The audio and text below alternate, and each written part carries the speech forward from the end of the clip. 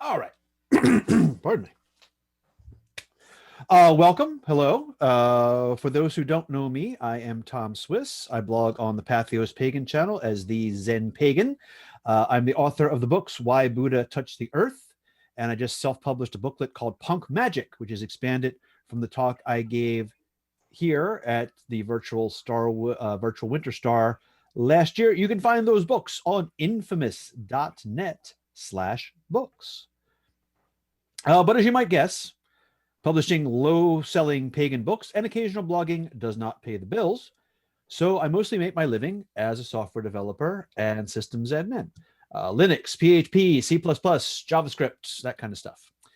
And I came up in that early online culture. I was on FidoNet BBSs in the late 1980s and then Usenet. I wrote my first HTML in 1993. So all you folks, get off my lawn about the web. I've had my infamous.net domain since 1997. I have a user ID on Slashdot that's under 50,000, which used to mean something to some people. In short, I was a hacker back when we still argued that that meant, and I quote, a person who delights in having an intimate understanding of the internal workings of a system, computers and computer networks in particular, rather than a computer criminal, an old school hacker. And there are some interesting connections between that hacker community of that time period and the way that paganism developed both online and in meat space, as we call it, during those years that have left some impact today. Now, sometimes when I give these talks, it's like, hey, here's a thing that I know a lot about, and I'm going to give you my knowledge here. Sometimes it's a matter of, hey, here's a thing that I wonder about. I'm going to go read a little bit and come talk to you about it, maybe start a conversation. So I hope that's more what we're going to do today. If I do this right, maybe the last 20 minutes will be open discussion. So we'll throw that out to you all. What I want to do here as a graying 50-something computer guy is maybe a little bit of cultural transmission. If any of you out there work in IT, I can pass on a bit of the culture if you're younger than I am. And for those who aren't technologists, I hope the history and general ideas I'm going to talk about will be at least a little bit interesting, and maybe suggest ways to draw on technology to enhance our paganism and vice versa. I was really happy to tune into Ian Corrigan's talk yesterday, and he talked about how ritual magic imitates technology. Oh, consider the discovery of fire, right? Our distant ancestors learned to make fire to keep warm and cook food and said, hey, this is really cool. We should use it in a ritual, man. Another example is how literacy has been imitated by the non-literate. Spirit rapping followed the development of the telegraph. Mysterious messages from beyond. Ian mentioned how he thinks that it's interesting that we had crystal radio sets, and then some of these people got real interested in putting crystals on their personal altars. I know one teacher does energy work, and he talks about putting up your shields, and he compares it to an internet firewall. I'm just dropping that packet. Don't want. Access denied. Okay. On the other hand, I always want us to be aware of quantum woo, where we confuse metaphors grounded in science or technology with what the science actually does. We want to be careful to not end up with a cargo cult type of approach where we're mimicking forms in an empty manner without understanding, that they're metaphors. I actually want to start with some big historical context here around technology and paganism, backing off to get this view from 100,000 feet. This is a guiding idea in a lot of my work over the past 10 or 15 years. So some of you might have heard me mention it before, but I think it's really important. So if I'm being redundant, sorry. This is an idea that comes out of Joseph Campbell's essay, The Symbol Without Meaning.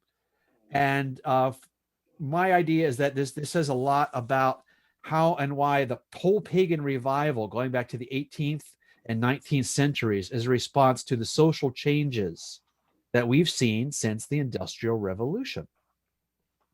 So let's go for a moment way back when fire was the brand new technology on the block, to Paleolithic gatherer-hunter societies. These are fairly flat societies where oral tradition and word of mouth is sufficient to keep things organized. And religion in these societies is kind of straightforward. It's more about direct experience. Now, I'm generalizing wildly here. So if any of you are anthropologists, I apologize for that. But I think if you'll grant me the right to step back and squint, we can really see an interesting pattern here. In these Paleolithic societies, everybody did a little bit of everything. If you grabbed a 15-year-old boy out of some hypothetical composite pre-agricultural tribe, he'd be at least somewhat competent in every aspect of the culture and technology, at least those available to males. There might be some stuff that was gender segregated, but otherwise, he might not be the best at tracking game, but he could follow a deer usually. He might not be the best at chipping an arrowhead, but he could make a functional one. He might not be the best at finding medicinal herbs, but he knows I'm going to chew that if my stomach hurts. And he might not be the best at going into a visionary, mystical state of consciousness. That person would be the local shaman. But he's had that experience. Maybe he even went on a vision quest type of experience as part of his initiation into adulthood. I know some people get really bent out of shape about using the word shaman like this. I'm using it in a very broad sense. After our Starwood friend Stanley Krippner, he defines a shaman as an individual in the community who has access to extraordinary sources of information via deliberate alteration of consciousness, who uses that information for the benefit of the community and is recognized by that community as having a special role. Okay, so we're not just limited to that particular geographic area where that word, we're using it very broadly anthropologically here. But then we invent this thing called agriculture. We settle down, life gets more complicated. Everybody becomes a specialist. Nobody does everything anymore. You're just part of the whole. It got so complicated, we had to invent writing to deal with it. And religion got complicated too. We got priests, and the priest is very different than the shaman. The shaman is often chosen by spirits in some way. A classic example in the literature is the Oglala medicine man Black Elk. Okay, we have his autobiography, Black Elk Speaks. He fell ill near death for 12 days when he had his first major vision. He got zotted by the spirits. The shaman may apprentice to learn techniques, but ultimately their power, their authority comes directly from their relationship to the spirit world, the divine, the great ineffable. On the other hand, a priest is invested with their authority by other priests. Sometimes it's even a family lineage. You think of the in Catholicism, some other Christian denominations, right? The bishop has to come and do the thing over you to make you a priest. Doesn't matter how holy you think you are, what good connection you got with Jesus. In those denominations, you're not a priest till the bishop says you're a priest. Judaism has a line of Cohens, hereditary priests in the line of Aaron, who still have special status in some mostly Orthodox congregations today. The Hindus have the whole Brahmin caste. Even formal Zen practice. Zen is, we like to think of that as kind of an anarchic, loose religion, but it has a succession, a Dharma transmission, where people claim that it goes all the way back to Bodhidharma. So in this sort of setup, us ordinary folks no longer have direct, unmediated access to the divine. You got to go through the priest. Part of the priest's job is to make society follow the the heavenly order, which conveniently means maintaining the current power structure status quo. Oddly enough, God wants the current king to be the king. Just wow, who would have thought? Now, there are a lot of changes from Neolithic societies on up through medieval and some special cases along the way, like the Golden Age of Athens. But for thousands of years, the whole history, whole written history, up until recently, the basic structure of human civilizations was this same thing: power structures of kings and priests ruling centralized military empires. You know, the heathens, the barbarians out there in the woods might not be subject to this, but this was the civilized pattern.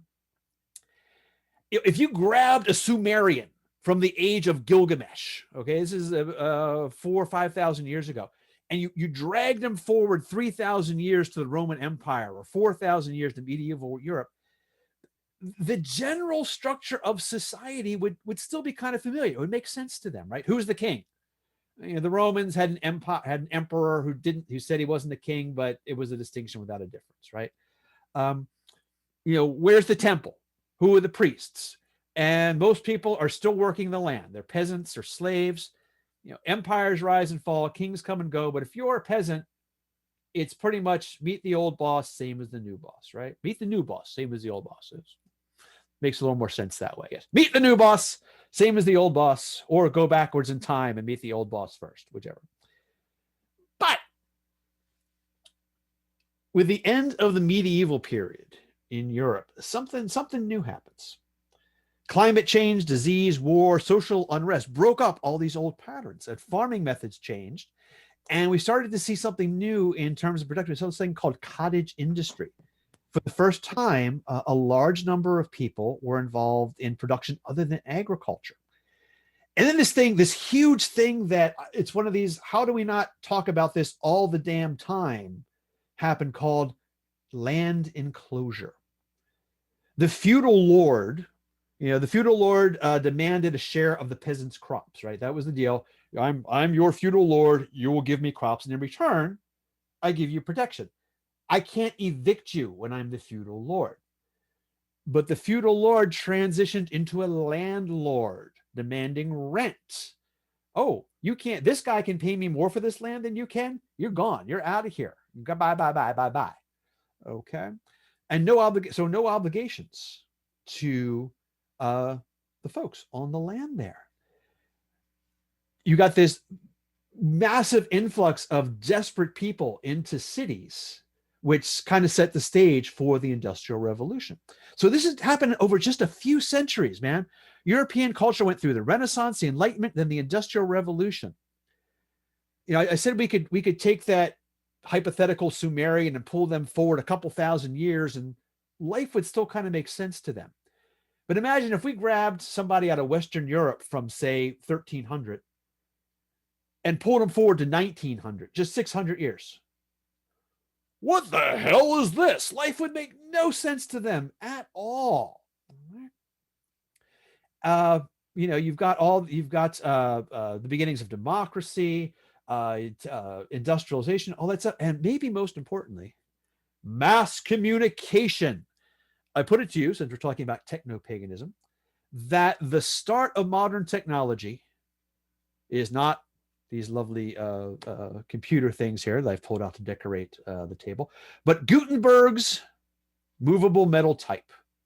There was printing before this, block printing, even movable type, but Gutenberg put together mass-produced mechanical movable type with oil-based ink and the use of a press, like a press. You know, it was originally like a wine press sort of thing. You would press the type into the paper.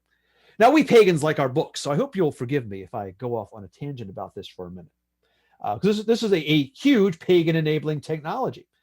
Gutenberg puts this all together somewhere around 1450. So by 1500, just a few decades later, right, there were more than 1,000 printers in Europe, and 10 million books had been printed. 10 million books. That, if you're a bibliophile like me, that gives you the shivers. Let's do a little back of the envelope math here and put that in context, okay? Maybe a medieval scribe working with a quill pen could maybe copy 10 pages of ordinary text a day, not illuminated manuscripts or anything. And this is a generous estimate. I found estimates kind of all over the place here, but let's say if a standard book is 300 pages, maybe a scribe, maybe a hardworking scribe could copy a book a month if they really put their mind to it, okay? Let's give our scribe some downtime and call it 10 books a year.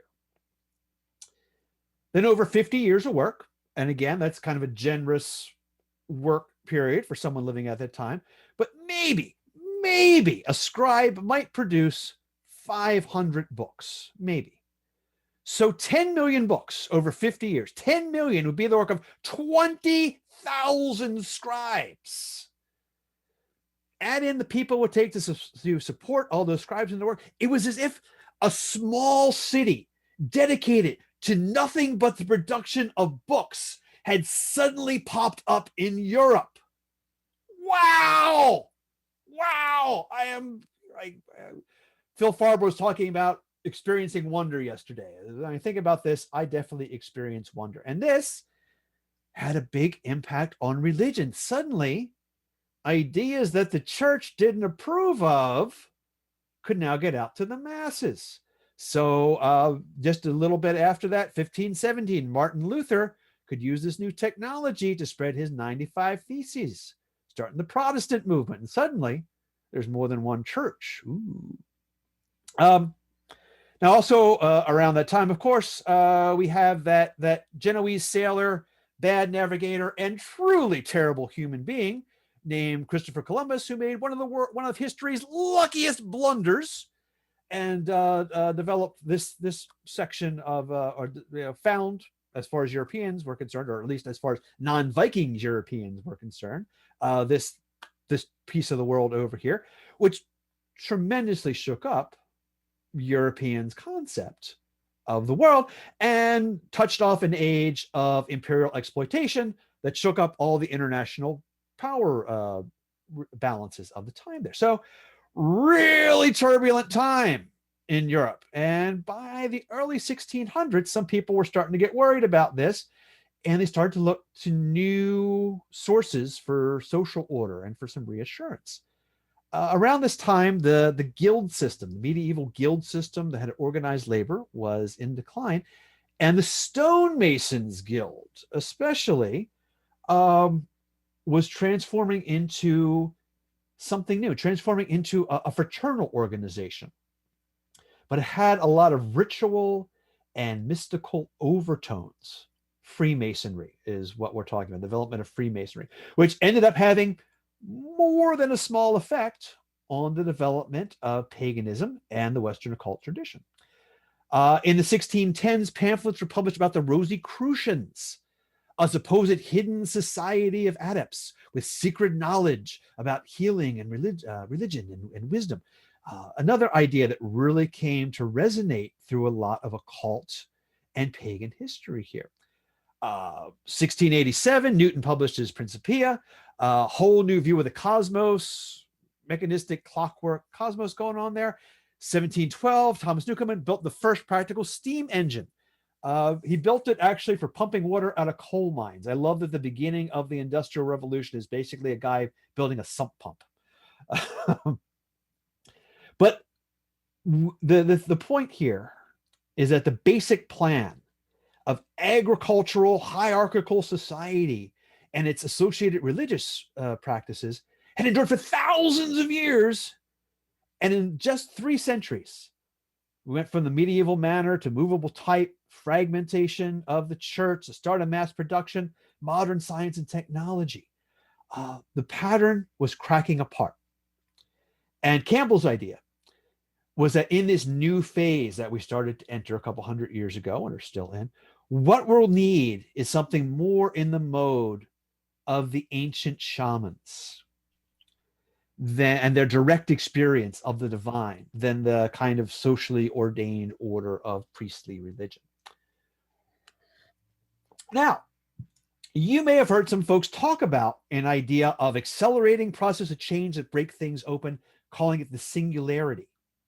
We're going to come back to that in a few minutes, but it's my contention that the singularity is not going to be some overnight thing that post-humanists and other techno-fetishists envision, that happens overnight and boom.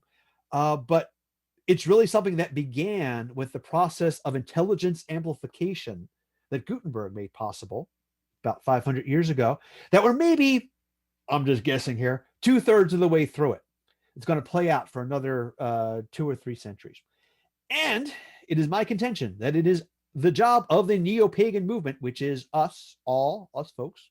You might not, some folks don't like the word pagan or neo-pagan, but if you're listening to me right now, I hereby declare you're in the club as far as I'm concerned. That our job, if you're interested in this stuff, okay, yeah, if you are someone who is interested enough in this stuff to still be listening to me, that it is our job to draw on the past and on the world's variety of religious paths to build a religious spiritual framework suitable for this next phase of human existence. So that's the big world history picture, and let me zoom in on the personal for a moment. I think the first time I encountered the word technopagan was in the late 1990s, and some of you might remember this. Nancy Leibovitz's calligraphic button catalog. Anybody know the button catalog of unusual size?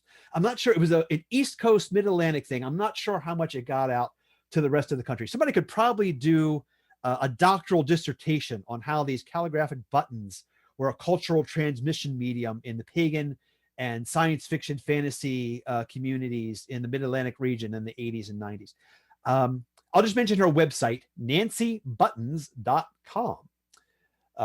If you're not familiar, I have I got a whole box of them. I should have brought some here to show. There's, buttons about yay big with various quotes from science fiction franchises and clever little sayings, and onk if you love ISIS, and hail to the sun god, he is a fun god, rah rah rah, stuff like that. But when I saw that button, I'm like, technopagan, hey, that's me, and it's not just me, right? Any gathering of pagan folk is likely to have a disproportionate percentage of STEM folks. Even this goes all the way back to the 70s, before the web, before the PC revolution, even when Margot Adler was researching her book, Drawing Down the Moon. She found, I quote, a striking number of neo-pagans worked in scientific and technical fields, and all felt there was absolutely no conflict between their scientific work and their belief in or use of magic. A doctor of physical chemistry working at a major corporation in a high position told me, science is the study of natural phenomena. Witchcraft is learning to live in this world on a natural basis. There is a lot in common. It's all one world. The energies we study in science are the same energies we work with in witchcraft. Another interview subject added that science and magic were simply subjective and objective sciences, and that different sets of tools are needed for each. That seems about right to me. And this still held when Adler conducted a survey in 1985 for the revised and updated edition of Drawing Down the Moon. The most common occupation given in her survey was computer programmer, systems analyst, or software developer. Now, 1985, when she was doing this, that's right about when I was a young proto-geek. I wrote my first program in the summer of 1981 in BASIC on a PDP-11 at a summer program for gifted kids. That was the same summer that the IBM PC was released. And I got my first job in tech at the end of 1993, just as we were entering that time we old school techies know as the September that never ended, when Delphi and AOL brought a huge influx of naive new users onto Usenet. This is also the time when cyberpunk science fiction is going strong. Vernor Vinge's True Names, published in 1981. William Gibson's Neuromancer in 84, and Count Zero, its sequel, which is a little more relevant for our purposes, in 1986. Neil Stephenson's Snow Crash in 1992. Over the time, we also have computer games developing from arcade games like Donkey Kong on up through immersive first-person shooters like Doom. That was 1993. So it's okay. Maybe it's a biased judgment since it conveniently aligned with my own life so neatly. But I think this period of the 1980s and early 90s was really significant in laying down some patterns for the sociological aspects of the web, personal computer use, tech, all that stuff. And now this is before the web was really going strong. The first significant browser was also 1993. So the technology itself kind of acted as a gatekeeper. If you were going to get online to some, bulletin board back in the day, you had to be at least a little bit technical. You had bulletin board systems, which were often run by hobbyists. There were a few commercial ones like The Well, which is still around as an online service. And that was actually started by Stuart Brand of the Whole Earth catalog. I vaguely remember, I'm a little too young to remember like the first Whole Earth catalog. I still remember that as being like an influence on the alternative hippie long hair culture of the time. People would still make references to the Whole Earth catalog as being a thing. You might find the newer versions of it in the little book section of your local health food store, sort of thing. A lot of the smaller BBSs were networked into the thing called FidoNet. That was my first toe in the deep water there, connecting millions of people around the world. The big thing at this time, though, were Usenet message boards, which were kind of the original peer-to-peer messaging, and anonymous FTP sites, servers which allowed anybody to download files from it. Now, because news groups were kind of this ongoing feed of posts, they often had what were called FAQ or FAQ, frequently asked questions documents, that we posted every month to head people off from asking the same questions over and over and over again, right? And there was an alt.pagan news group. And by around 1992, there was a frequently asked questions about Neopaganism document. It was written by a guy named Eric S. Raymond, or ESR, as hackers knew him. He later became somewhat famous as an open source software advocate. ESR was also an active Wiccan priest in the early 80s and also a practitioner of Zen. So as the Zen pagan, kind of interesting to me here. I will say, unfortunately, his politics got really awful after 9/11. So let me be clear that citing him historically and saying that some old stuff he wrote is kind of interesting spiritually is not at all an endorsement of those ideas. Let me be 100% clear about that. Because I'm like, oh, dude. But that FAQ pointed out Neopaganism's, quote, compatibility with a scientific worldview, that many of us are scientists and technologists ourselves. In fact, by some counts, a plurality of us are computer programmers, and that many neo-pagans are philosophical agnostics or even atheists. And for some of us, this FAQ is about 2,500 words. So it's about a 10-page document. It's a significant bit of writing there. It's not a whole book. But for some of us, it was the first substantial thing that we read about paganism. And for a young technologist like myself, it seemed like it was an open invitation from the neo-pagan movement to people like me, to hackers, right? Now, Raymond was also the curator of one version of the Jargon File, which was a document of hacker culture, which has been maintained since the 70s. And it was published in book form as the Hacker's Dictionary, and then again as the New Hacker's Dictionary. And in the terminology of the Jargon File, we see some metaphorical references to magic, which is interesting. Why would these very scientific, technical engineering types be talking, about magic here? In fact, let me see here. Let me pop up another image to. This is from my collection. I've had this since the share screen. Yeah. Let's see, did that come up? No, that didn't come up. There we go. I've had this guy on my wall since the since the 80s. There's a little talisman of basic there. I might have gotten this at the Maryland Renaissance Festival. I'm not sure. All right, but I'd like to suggest that computer programming and more generally the sort of problem solving that is part of being a technologist um, can involve entering non-ordinary states of consciousness. Sometimes there are creative flow states. Sometimes there's a need to hold large structures of information in your head.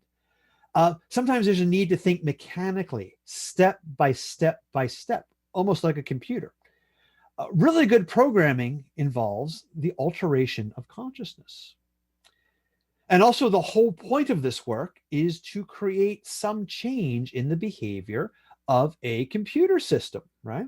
So we think about programming this way, we bump up against two well-known definitions of magic.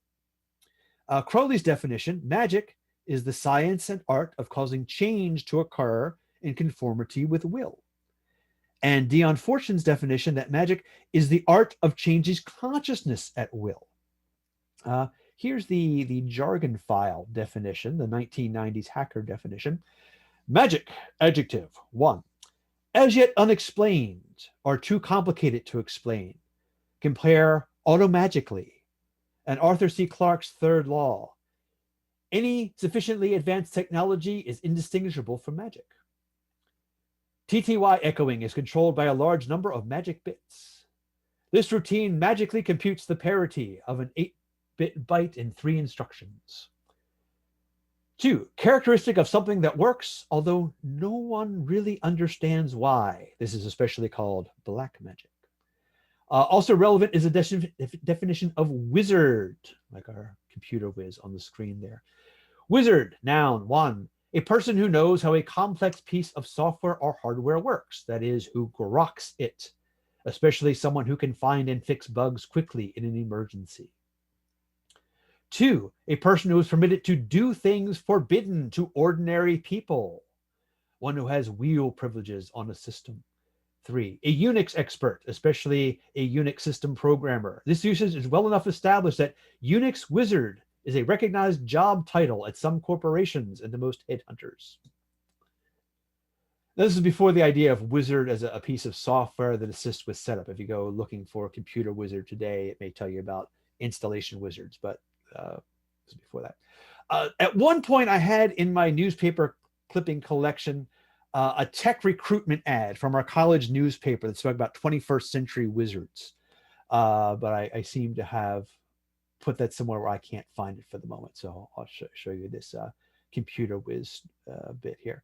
And there's also, I'm going to share with you a story. Let's see if I can stop sharing here. Go back to, there we go. I'll share you a story from the jargon file, a story about magic that I think captures something about the hacker attitude towards it. This is by a fellow named Guy L. Steele, who was also a well-known hacker, wrote a definitive book on Common Lisp. So if you know the history, you know, kind of puts it in the time period here, work on the Java specification. Some years ago, I was snooping around in the cabinets that house the MIT AI Labs PDP-10, and I noticed a little switch glued to the frame of one cabinet. It was obviously a homebrew job added by one of the lab's hardware hackers. No one knows who.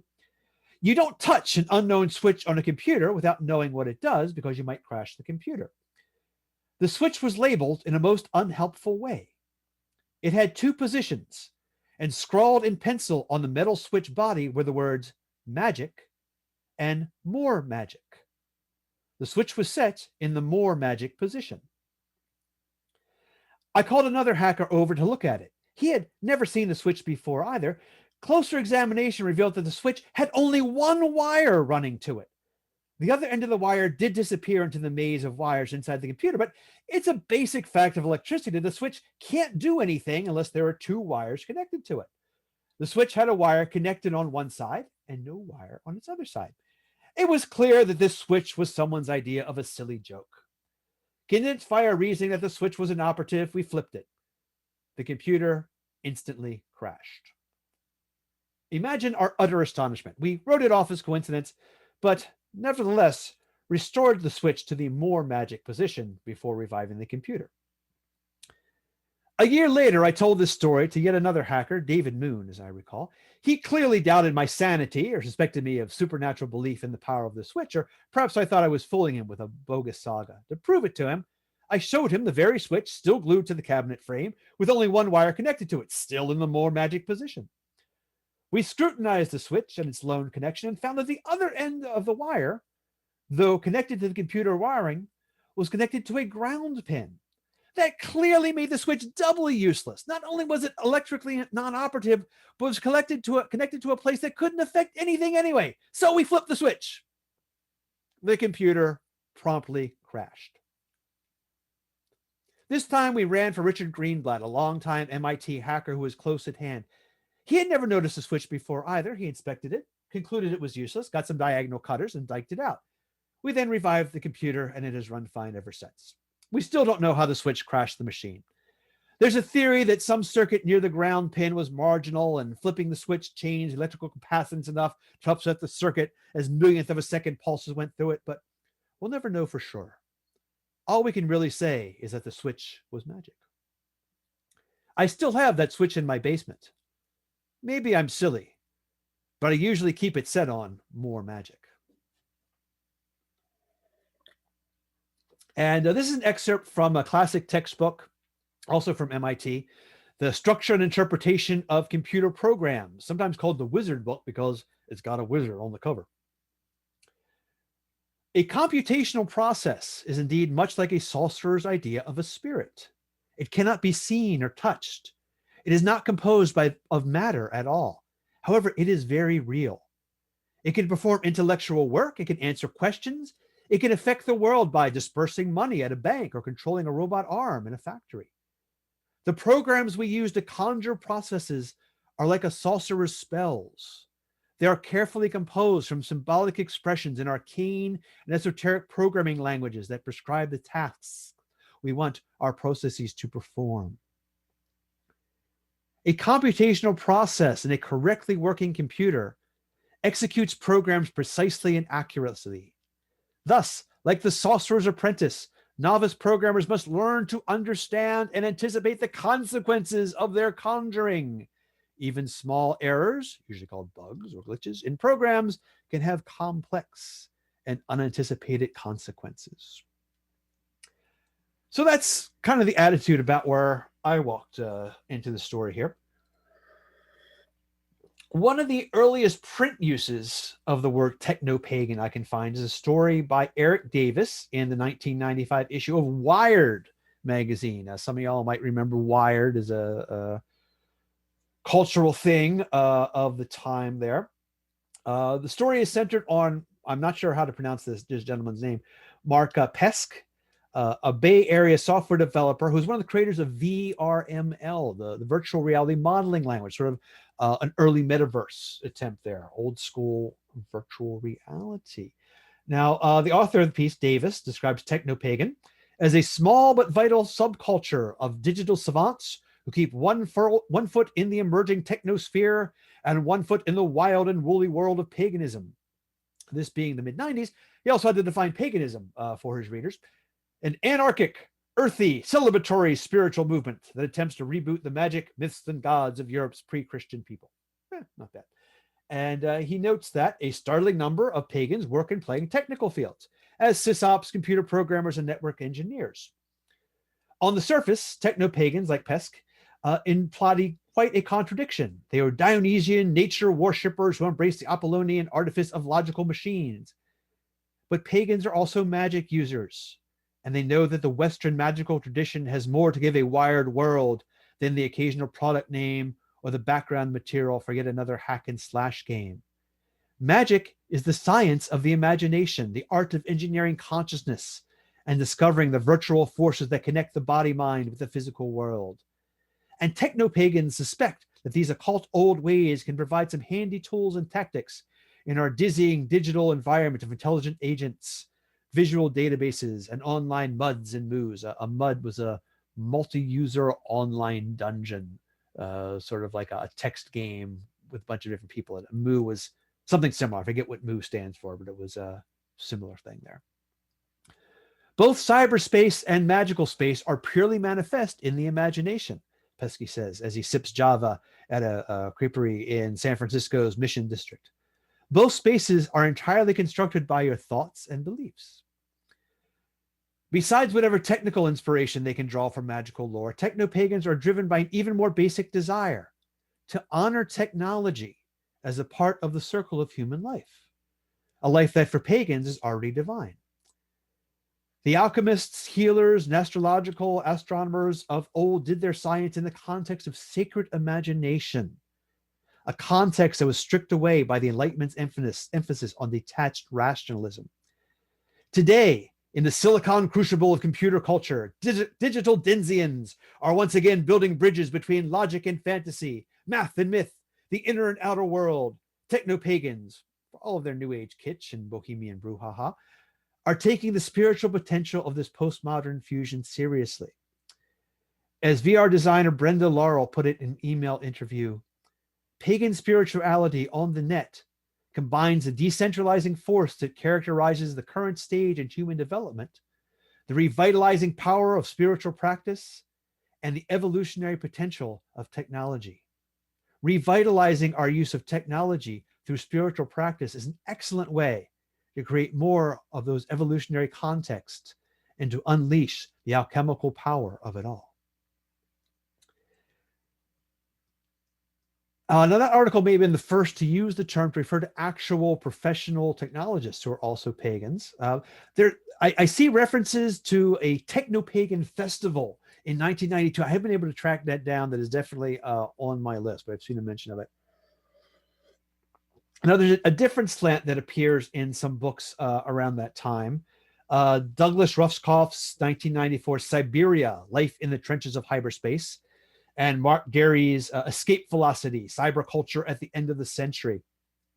Here they're focusing more on kind of the new age types who aren't necessarily technologists, and performance artists like the Temple of Psychic Youth, who were a group of chaos magicians who have been described by critics as moving from satirizing abusive cults to kind of becoming one. So again, a word of caution there. In 1997, the word technopagan shows up in an episode of Buffy the Vampire Slayer. So by there, I figure it's out and loose in the world. I also see that our friends in ADF have a technopagan SIG, a special interest group. I don't know how long that's been around. In the discussion, if anybody knows anything about that, I'd love to hear more about that. In Derry's book, he also mentions mind machines, which were a fad for a while. I haven't seen them around for a bit, but they are still around. These were an interesting bit of techno magic. The idea was you would wear like this goggle and headphone combination that was supposed to put you into a trance state with flashing lights and rhythmic sounds. And it's fascinating. Derry quotes the marketing copy for one, which calls it the new shamanic technology. And what do they compare it to? They compare it to the fire circle, to what we do down in Paw Paw there. Goggles with flickering solid state lights provide the firelight, and digital stereo synthesized sounds create the drumming. I love that word solid state. That's a time capsule right there in itself. Nobody uses that anymore. And there was one of the first Star Wars I went to. I think it was Joe Rothenberg had a demo of a couple of these machines. I tried one. It was okay. I'd do it again, but I prefer an actual fire circle. Thanks. It was like kind of a vague echo. It's like if you took the fire circle and maybe dialed down like 5%. Oh, yeah, that's kind of nice. Yeah, but kind of prefer the real thing there. But Derry raises an important point. He says first that you're trying to validate religious or mystical beliefs or practices by borrowing terms or models from science. Well, aren't you just reinforcing the cultural power of science? Isn't that sort of a deal by the devil? But he says, as technopaganism makes clear, there's more to this story than the desire for cultural accreditation. For those in Neopagan or New Age subcultures who reject the anti-technology bias traditionally associated with such beliefs, their relationship to science and technology has less to do with a longing for legitimization and more to do with William Gibson's maxim that the street finds its own uses for things. Their willful misuse of scientific concepts and digital technology in the service of the spiritual, the intuitive, and the irrational parallels, to a degree, the subversions of the outlaw hacker. He even mentions that one of the catalog entries for one of these mind machine refers to them as consciousness hackers. He says that this redirection of science and technology to unscientific ends, that's the heart of technopaganism. And it speaks to the need to make spiritual practices relevant to a technological society. The street finds its own uses for things. That is a line from William Gibson's cyberpunk short story Burning Chrome, which was published in 1982 by Omni Magazine. Anybody remember Omni Magazine? Very late 70s, early 80s vibe. Bob Guccione of Penthouse was one of the publishers of that. It took as its mandate an original, if not controversial, mixture of science fact, fiction, fantasy, and the paranormal. My dad buying Omni Magazine kind of regularly is part of how I ended up here, I think. So any fellow Omni readers from back in the day, I salute you. Gibson expanded on this idea in an essay entitled Rocket Radio, published in 1989. The street finds its own uses for things, uses the manufacturers never imagined. The microcassette recorder, originally intended for on-the-jump executive dictation, becomes the revolutionary medium magnetizat, allowing the covert spread of suppressed political speeches in Poland and China. The beeper and the cellular telephone become tools in an increasingly competitive market in illicit drugs. Other technological artifacts unexpectedly become means of communication, either through opportunity or necessity. The aerosol can gives birth to the graffiti matrix. Soviet rockers press homemade flexi discs out of used chest X-rays. This is, I don't know if you can Google that. And yeah, in the Soviet Union, they would press records on X-rays, and you can see like it's a wild thing if you hunt that down on the net. It's a very Discordian notion, isn't it? You think you're putting some little bit of order into the world, but the world has more chaotic ideas about what's going to happen to your invention. Hail Eris. Gibson is the guy who popularized the word cyberspace in his first novel, Neuromancer, 1984. That's sort of a heist novel where the goal is to allow two AIs to access each other and merge.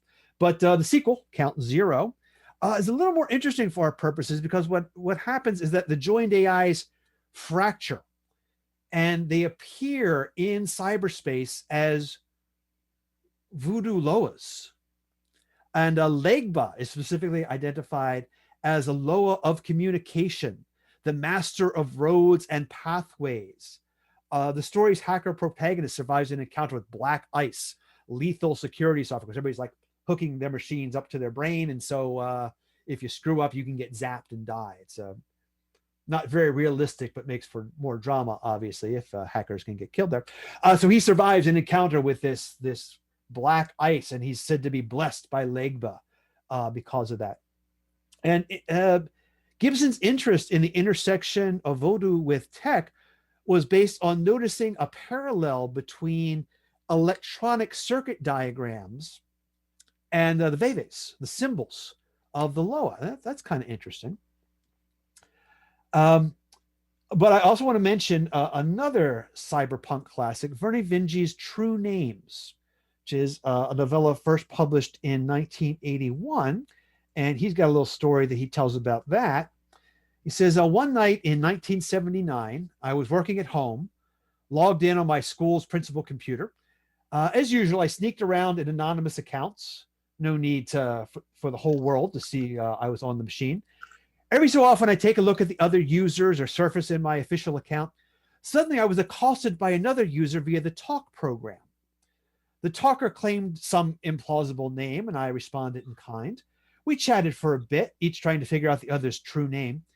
Finally, I had to give up and told the other fellow I had to go, that I was actually a personality simulator, and that if I kept talking, my artificial nature would become obvious. Afterwards, I realized that I had just lived a science fiction story, at least by the standards of my childhood. For several years, ever since reading Ursula K. Le Guin's A Wizard of Earthsea, I'd had the idea that the true names of fantasy were like object ID numbers in a big database. Now I saw how easily that could be turned into a story. So in True Names novella, an AI project gets out of control, and the government has to turn to underground hackers, warlocks in the story, who access cyberspace through a fantasy-themed virtual reality to stop it. But at the end of the story, one of the aging warlocks is using the AI's kernel to upload herself into the network and will effectively become a god in this new space. And this is what Vinge refers to as the singularity, that either artificial intelligence or intelligence amplification results in the creation of a superhuman entity. And he says, when this happens, human history will have reached a singularity, a place where extrapolation breaks down and new models must be applied, and the world will pass beyond our understanding. In one form or another, this singularity haunts many science fiction writers. A bright fellow like Mark Twain could predict television, but such extrapolation is forever beyond, say, a dog. The best we writers can do is creep up on the singularity and hang 10 at its edge. Now, as I said, a lot of folks envision this as something that's going to happen overnight, right? It's going to be a sudden cascade. We'll invent a superhuman AI, which will then build another AI, which will build a smarter AI, which will build a smarter AI, which will build a smarter AI. And, within a month, it'll be the rapture. Some will go to eternal bliss. Some of us will be left behind to suffer. But it occurs to me that sort of singularity has happened twice before, and that we are in the midst of a third one. The first singularity was when we developed complex language. Suddenly these apes weren't limited to the brain power of just one animal. They could connect their brains to the brains of others in a range of a couple of meters. It's a whole new game, behavioral modernity, the archaeologists call it. There's a lot of disagreement about just how and when that happened, but I think it's safe to say it was one hell of a change.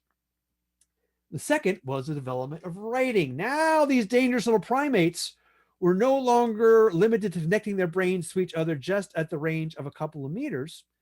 They could connect one-to-one or one-to-many at distance and across time.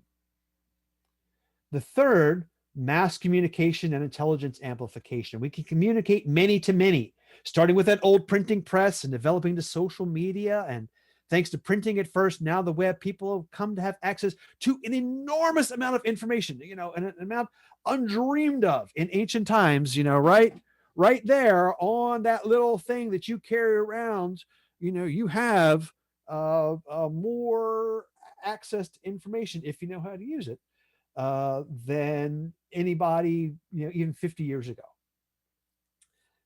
But we still have that old problem that information is not knowledge. Conspiracy theories and the like are still information, technically speaking. Information theory makes no distinction between good information and misinformation. In fact, according to information theory, random noise has more information to it than meaningful text. Okay, let's see how we're doing. Okay, good. So we've been talking about magic and tech, but if we're not just techno wizards or techno mages, that's a term from science fiction series Babylon 5, 1994. But if we're techno pagans, we might ask about how and where the gods fit in here, in whatever sense you understand the gods. If we're going to do a ritual that's connected with technology in some way, like Selena Fox mentioned yesterday, that blessing of the cell phones, right? I like that. That's a good one, right? If we're going to give thanks to a good network connection, what deities might we want to work in? Now, the internet isn't that old. There are no ancient pantheons that have a deity of the internet, but we're always repurposing old gods, finding new things for them to do, and maybe we'll invent or discover some new gods or have revealed to us some new gods in this new world here. Neil Gaiman's American Gods gives us a fictional idea of some gods of technology, but they're not attractive, right? They're the antagonists of the story. I don't think I'm going to do any rituals to Technical Boy anytime soon here. Well, we mentioned Papa Legba before. He's the master of roads, the intermediary between the worlds, usually the first to be invoked in ceremonies because he opens the way between the humans and the spirit world. He's said to speak all languages, and so he facilitates communication and understanding, but he's also a trickster, a not always reliable source of information. Maybe this begins to sound a little bit like the internet here. When I'm done here, I'm going to go up to the crossroads and pour out a little rum for Papa Legba. Speaking of tricksters, surely no human invention has done as much to bring chaos into the world as the stored program digital computer. It's not a coincidence that Discordianism has always had a following in hacker culture. I would see references to the para-theo-ana-meta-mystichood of Eris Esoteric in people's signature files on Usenet back in the day.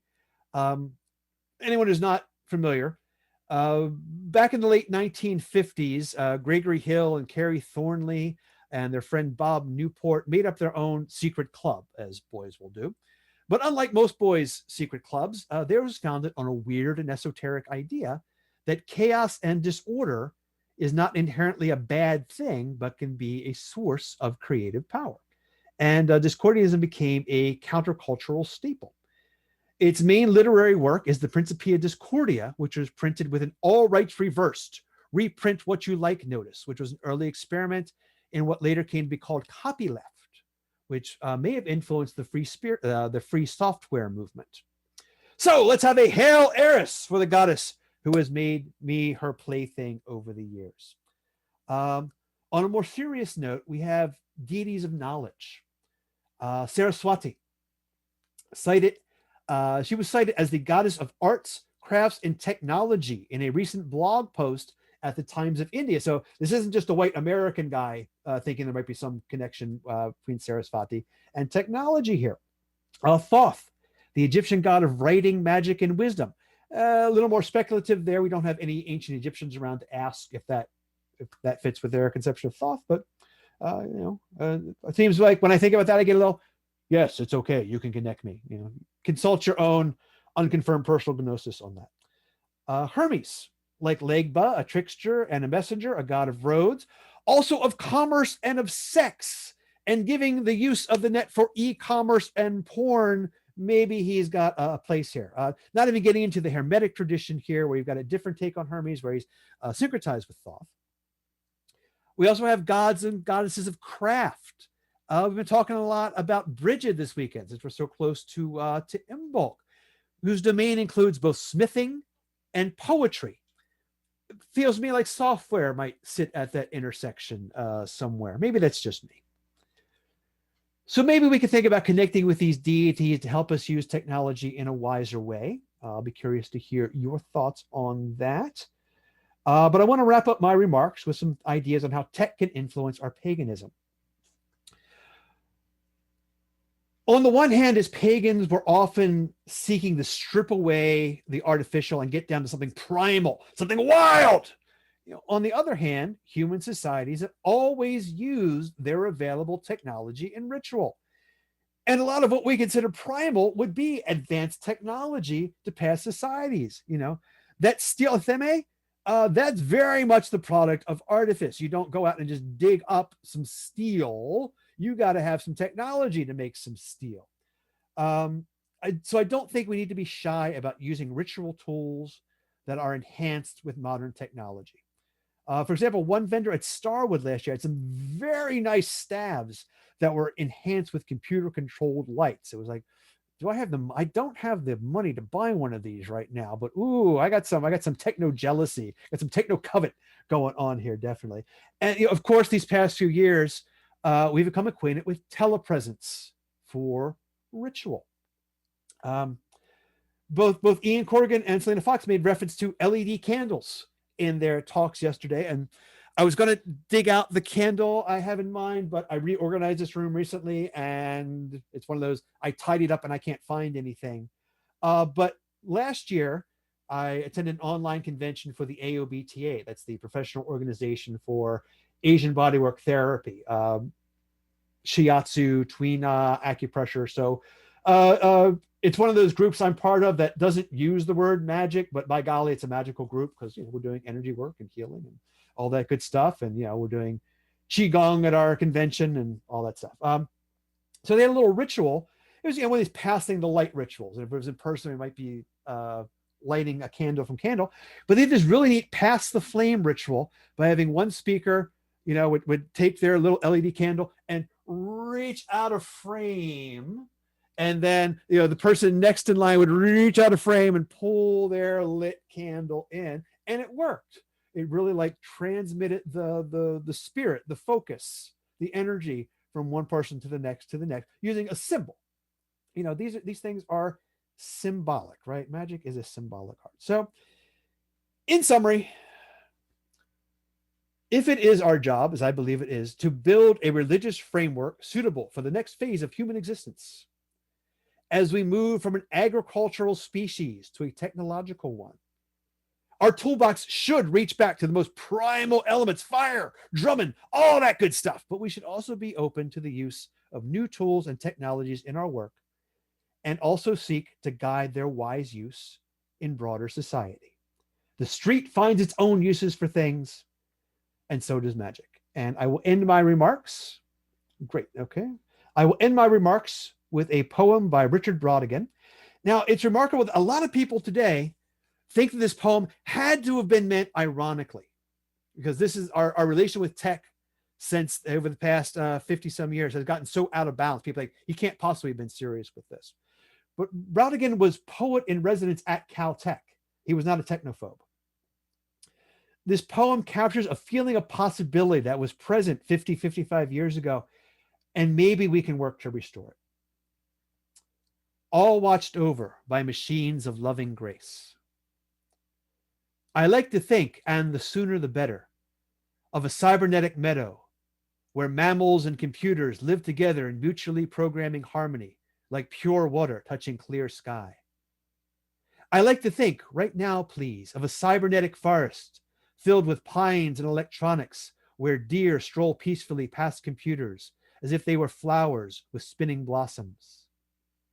I like to think it has to be of a cybernetic ecology where we are free of our labors and joined back to nature, returned to our mammal brothers and sisters, and all watched over by machines of loving grace. So thanks for listening to me babble on for a while here. We've got a bit of time left here. I would love to hear your thoughts on this stuff. What kind of deities do you work with, or spirits, if you do that kind of work? How does tech influence your paganism? How does paganism influence your tech? So I throw the floor open to the masses.